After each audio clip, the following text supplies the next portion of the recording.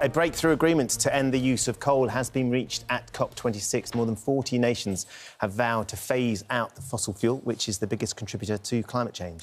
But some of the world's biggest coal-dependent countries, including Australia, India, China and the US, have not signed up to the pledge.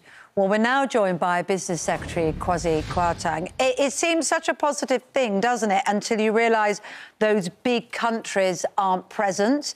But still, 190 are, which is a good start. Because we're one of them, aren't we? How will the talk of phasing out coal, how will that work with, for instance, our plans here in the UK of a new coal mine in Cumbria? So the Cumbrian coal mine, as you will know, is part of an independent planning process. And I've said repeatedly that as a minister, I can't comment on that now because it's being reviewed at this moment. So I can't prejudice that independent inquiry. As far as the announcement is concerned, I think it's really significant. I think you've got, you mentioned some countries, important countries that haven't signed up. We've got to look at some of the countries that have signed up. We've got Indonesia, South Korea, Japan, a whole range of countries, Vietnam, a whole host of other countries that have signed up. And this is the first time that this sort of coalition has been assembled to fight climate change, in this case, to reduce coal. And if you look at China and you look at the United States, certainly United States under President Biden, they're completely committed to the net zero agenda. The Chinese themselves have committed to net zero by 2060. And they've also said that they're not going to finance coal mining overseas. So it's easy to look at the situation and say we could be doing more, and I think we can be doing more. But we shouldn't simply ignore the fact that this is a huge step in the right direction. I suppose one of the reasons why I raised Cumbria is because it's always the devil in the detail, isn't it?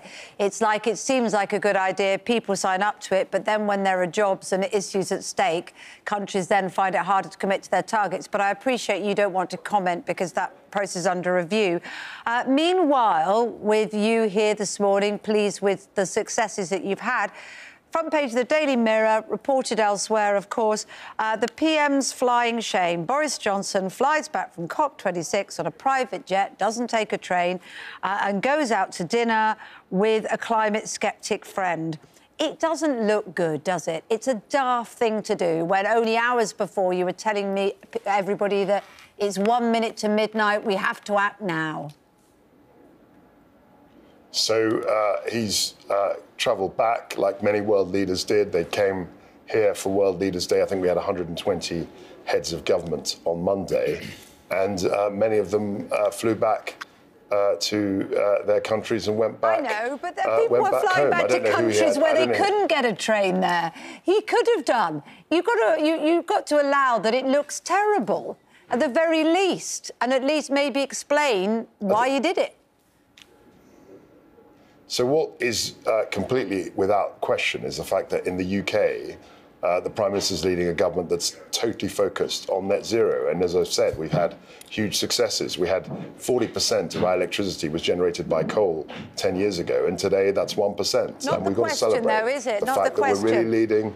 Have you not had a chance to speak to him and ask him why he did that? Because you must have been frustrated when you saw that, when you're here this morning. I speak to him all the time. Yeah. So what did he say? I speak to him all the time, and we talk. We're very, very focused on the announcements today. That's what we talked about. I didn't talk about who he had dinner with. OK, no, let's talk about some of the other front pages as well, which also don't have a particularly good look for the Tories this morning. The Guardian has PM accused of corruption as rules on sleaze torn up. The Times, Tories rebel over vote to block MP suspension. And then the Daily Mail, shameless MP sink back into sleaze. Regarding Owen Paterson's breaking of parliamentary rules and regulations, do you, Kwasi Kwarteng, think that Owen Paterson broke the rules? I haven't looked at his case. As you know, I've been here all week. I didn't take part on for a very long time. No, come on. Yesterday. This has been going on for a very, very long time. Yesterday. And as far as the vote was concerned, it was all about, I think, the fact that he should have a right of appeal. I think Owen Paterson is a very hard-working MP.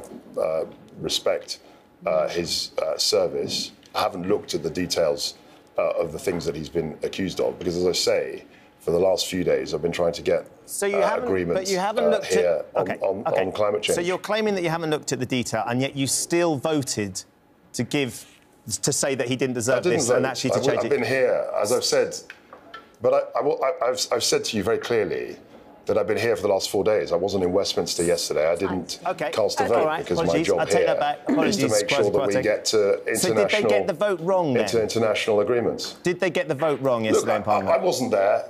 You're yes, probably but you are a closer business to secretary. it You are part of the government, and you know, as we always do when we talk to politicians in the morning, we talk about a whole range of things, what you're dealing with there and what's been going on in London as well. So I'm sure you have an opinion on this. Yeah, I do. And I've said... tried to say that the vote yesterday, which I didn't take part in, but the vote yesterday was the Parliament expressing the view that Owen Paterson should have a right of appeal, like any other employee in this country.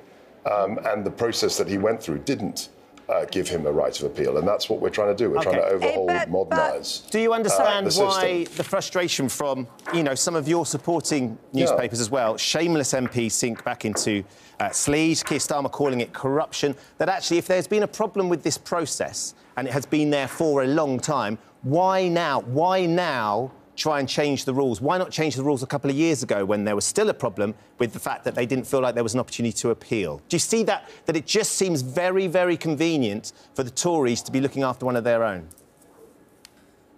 No, I understand that people feel frustration and are very concerned about high standards in public life. I think that's absolutely right. I think in this particular case, what the case highlighted was the fact that there wasn't a right of appeal and we needed to overhaul the system. And actually, frankly, that's been discussed over many years now. But many members of your party disagreed with it, didn't they, and voted against it. And it should be a concern of any minister in government because it is brought more concern and more accusations of sleaze, which the Conservative Party doesn't want to go back to being associated with in any way, shape or form, I'm sure. And already it's been pointed out that Boris Johnson himself, who's fallen foul of this committee 3 times, is just about to face a 4th inquiry over the procedures relating to the decorating of his flat. So it all feels terribly convenient. And you're here this morning trying to talk about serious issues, which the whole world is concerned about, climate change. And because of the actions... this is not... It's distracting everybody. You must be very cross about it. So you're absolutely right. I'm here to focus on climate change, to bring countries together to make, very important announcements. And, of course, we're talking about what's happening in Westminster. Yeah, because it's affecting everybody's view of the government and the trust in them. And this is the same government that's trying to bring about change on climate and everything else. And we're doing that, and that's why I'm here in Glasgow. I think in terms of the Owen Paterson vote, I think, as I've said, there's always been an issue about MPs having a right of appeal. And the vote yesterday that was passed was trying to essentially overhaul the system, and that's fairly clear to me what was happening. But as you say, my job here is to try and make sure that we get some real important agreements internationally in the fight against climate change, which is a huge concern for many, many people.